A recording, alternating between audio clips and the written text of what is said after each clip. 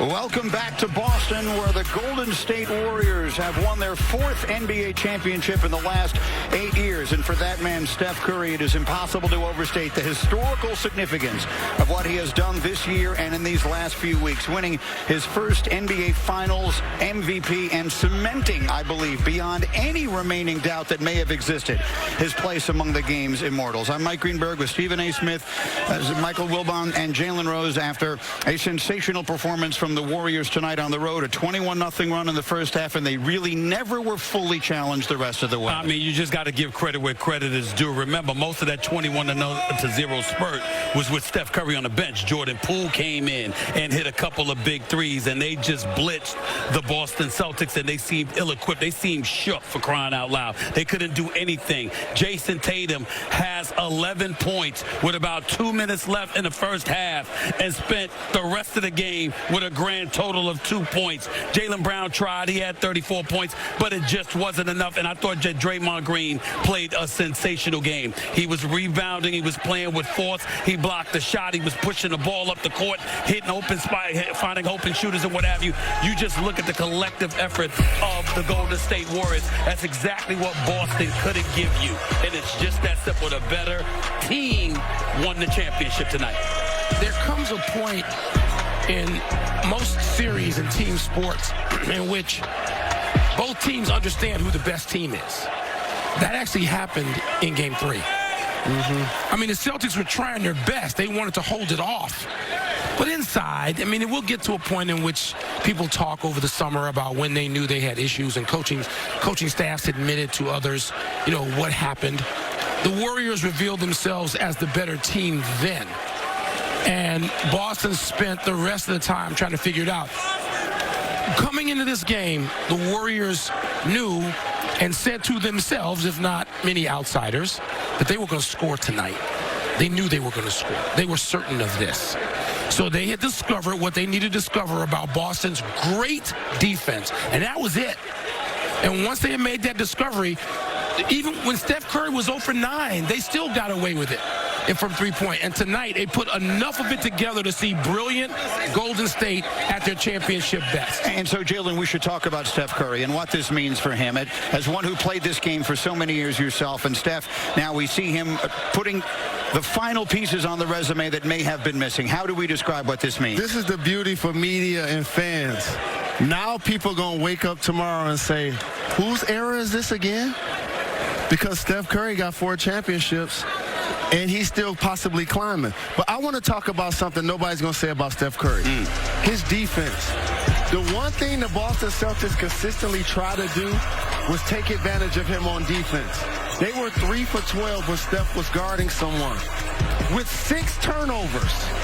6 turnovers. He was terrific defensively. He was a catalyst offensively. The Finals MVP was no question. But now we're going to talk legacy, Greeny. 6 in 8 years, winning 4, Steve Kerr 9 championships. Look, this is the holy grail of coaches. You go Red Auerbach, you go Pat Riley, you go Phil Jackson, you go Coach Pop.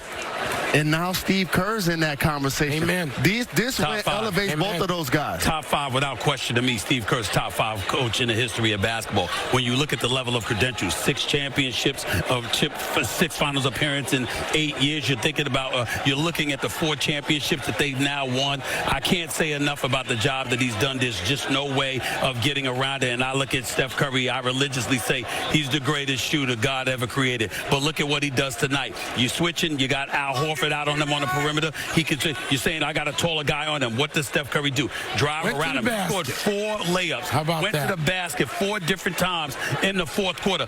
The man does whatever it takes to win. And I said it today, earlier this morning, and I'm going to say it again. And I said it before the series. I saw Warriors winning this chip. I already got them in the finals next year. That's where I'm at with it. The dynasty is something that we can talk about with this franchise. Not just because they won tonight, but I don't see anybody in the West preventing them from being back here next year.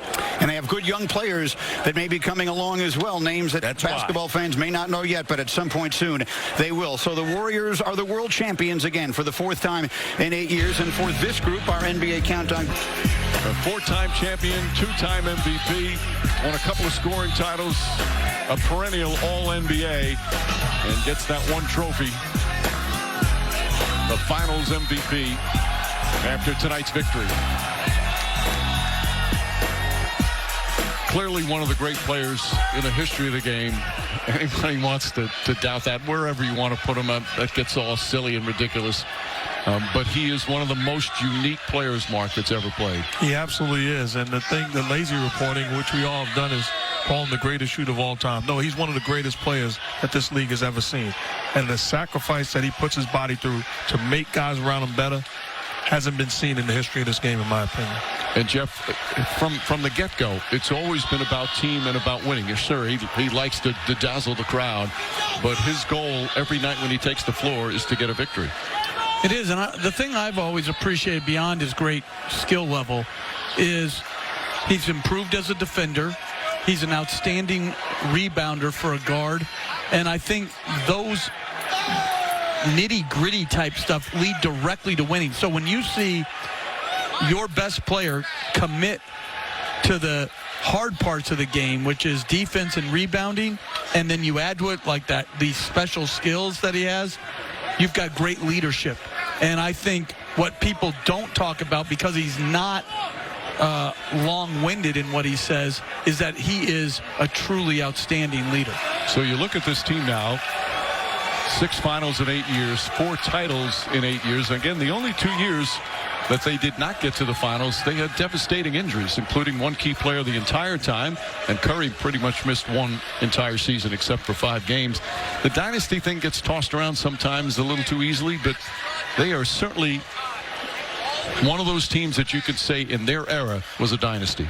Well, absolutely, and they're not going anywhere. When you look at their future, Klay Thompson's only going to get better, and they're going to add pieces via free agency and draft and movement, which we know they've come accustomed to watching them do. They're not going anywhere. I think the most remarkable thing is you lose Durant, one of the greatest players we've ever seen in free agency, and somehow 2 years or 3 years later, you're an NBA champion again. I think that is one of the most remarkable things I've ever seen. You know, one other thing about Steph Curry, I don't know if he gets the proper recognition for the sacrifice he made when Kevin Durant came. He had won 2 MVPs. He had won a championship, and he sacrificed shot attempts. He sacrificed perhaps scoring, and said to Kevin Durant, you come in, you're going to help us win. I don't care if you're the main guy or whatever. And sometimes he doesn't get the proper credit for that. Well, he doesn't, but, you know, give him credit for doing just that, and that's how unselfish of play he is. That's just like when we brought Jeff on, Mike. I understood greatness was coming aboard. All right, so let's turn our attentions to the team. You know, it's going to be such elation for Golden State. It's such a difficult way for a great season to end for Boston. You always feel badly for the team that gets to the finals. They have this magnificent season, yet they walk off the court feeling awful. Yeah, up 2-1. And you don't know if you're ever going to get these opportunities again. And I think if you play really well and you get beaten by a better opponent, it's one thing. But they're going to really rue the amount of turnovers that they had in this series. And they're going to have to, and I think they will. I think they'll improve offensively from this because they're going to have to. And you talked about it. You can always say, well, we'll get them next year. We'll be back and we'll be better. I went to the finals one time in 17 years. You got to capitalize when the opportunity presents itself. And that's the thing, in my opinion, that's going to sting this Celtic team moving forward. So the Boston Celtics, a great season, comes to a tough end on their home floor. But for the Golden State Warriors, the time where they share their joy and their celebration with their families as well. You heard Bob Myers talk about it. The families have to sacrifice just as much. And it means so much to share this moment and another championship with them. Golden State Warriors, once again, the standard in the NBA.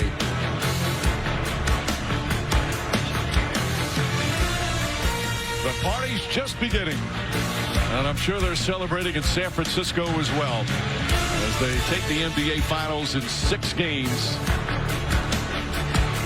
Coming up next, we'll head up to the studio and get their take on yet another Golden State championship.